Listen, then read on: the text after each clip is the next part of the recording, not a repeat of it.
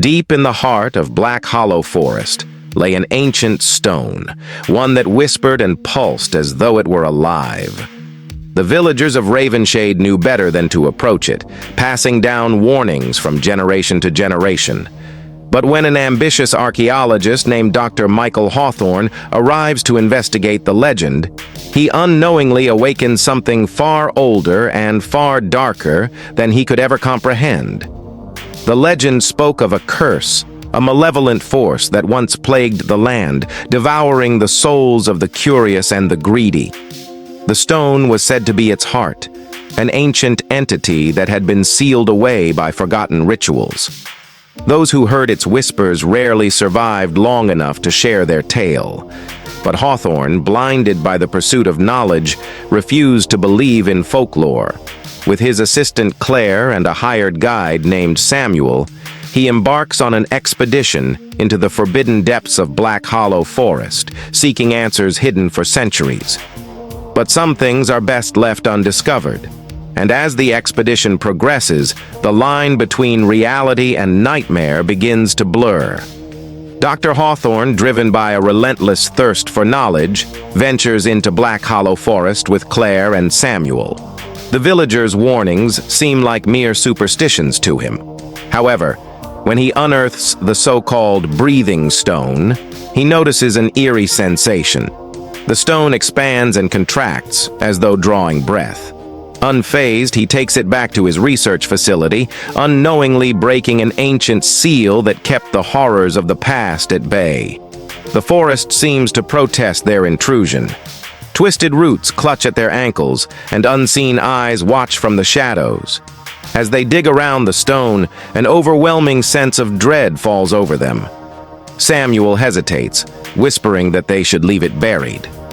But Hawthorne insists, brushing away his concerns with scientific rationale. That night, as they camp by the dig site, the forest grows unnaturally silent. No insects chirp, no birds call. Only the sound of the wind rustling through the leaves remains, except for the faint, rhythmic pulse coming from the stone. That night, the nightmares begin. Hawthorne dreams of hollow-eyed figures murmuring in forgotten tongues, their voices wrapping around him like a suffocating fog. Claire hears whispers in the wind, though no one is there. The villagers, sensing the disturbance, light torches outside their homes and whisper prayers, knowing the nightmare has begun again. Hawthorne wakes in a cold sweat, his mind racing. The dream was too vivid, too real. He checks on Claire, who is sitting by the fire, staring into the darkness. "Something's out there," she whispers. Samuel, too, is restless. "We shouldn't have taken it," he mutters. "The forest doesn't want us here." But Hawthorne refuses to let superstition cloud his judgment.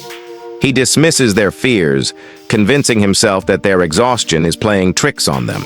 However, when they pack up and prepare to leave the next morning, they find deep, claw-like scratches on the trees surrounding their camp. Claire wakes up screaming, finding deep scratches across her arms. The air reeks of decay. The stone, now pulsating more violently, starts to ooze a dark, tar-like substance. Fear takes root as they realize the stone is no relic. It is something alive, something hungry. The smell of rotting flesh clings to the air, and their supplies have been tampered with. Food spoiled overnight, their water tainted with something thick and dark. Hawthorne, though disturbed, refuses to turn back. "This is a breakthrough," he insists, despite the growing unease in Claire and Samuel. As they move forward, Samuel stumbles upon an old, crumbling shrine hidden in the undergrowth. Ancient carvings depict a being bound in chains, surrounded by symbols of protection. A warning, centuries old. "We need to put it back," Samuel pleads, but Hawthorne dismisses him again, sealing their fate. A local guide, Samuel, goes missing after foolishly touching the stone. His corpse is discovered the next morning, his skin shriveled and his face frozen in an expression of unearthly terror. The villagers demand the stone be returned, but Hawthorne refuses, convinced he is on the verge of a historic breakthrough. Claire is horrified, her grip on reality beginning to waver.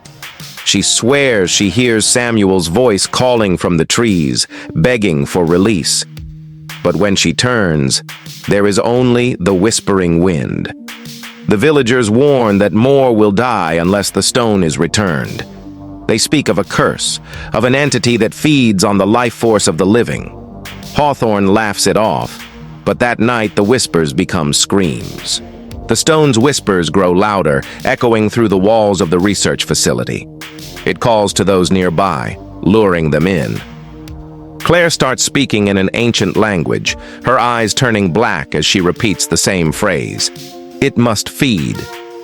Hawthorne begins to lose touch with reality, his mind unraveling under the stone's influence. He locks himself away in his study, obsessing over the carvings. The symbols shift when he looks away, the words rewriting themselves. Claire is no longer herself. Her voice distorts, her shadow stretches unnaturally in the candlelight. Then, one night, she vanishes. A storm rages over Ravenshade, lightning illuminating twisted shadows moving within the mist. The villagers perform an old ritual to keep the entity within the stone from fully awakening, but it is already too late. The stone cracks open, revealing something writhing beneath, a mass of withered faces, their mouths agape in eternal screams. Corpses rise from their graves, drawn to the breathing stone like moths to a flame. The forest becomes a hunting ground, shadows twisting into unspeakable horrors. Hawthorne, now barely clinging to his sanity, realizes he must find a way to stop what he has unleashed. But how does one kill something that has never truly lived? An elder villager, Agnes, reveals the only way to contain the entity. A forbidden ritual requiring a living sacrifice. Claire, now completely possessed, offers herself willingly. Hawthorne, torn between his guilt and desperation, must decide. Let Claire die, or let the entity consume them all. As the ritual commences, the stone begins to shriek, its wailing reverberating through the night. Shadows lash out, attempting to halt the ceremony. The ground trembles as the entity fights to remain in the physical world. At the final moment, Claire plunges a dagger into her own heart, sealing the curse once more. The stone turns to dust, and the horror subsides. Hawthorne, forever haunted by the events, leaves Ravenshade a broken man. The villagers, though relieved, know the curse is never truly gone, only dormant. The breathing stone may return, waiting for the next fool who dares to disturb its slumber. And in the dead of night, deep in the heart of Black Hollow Forest, a whisper can still be heard. I am not finished.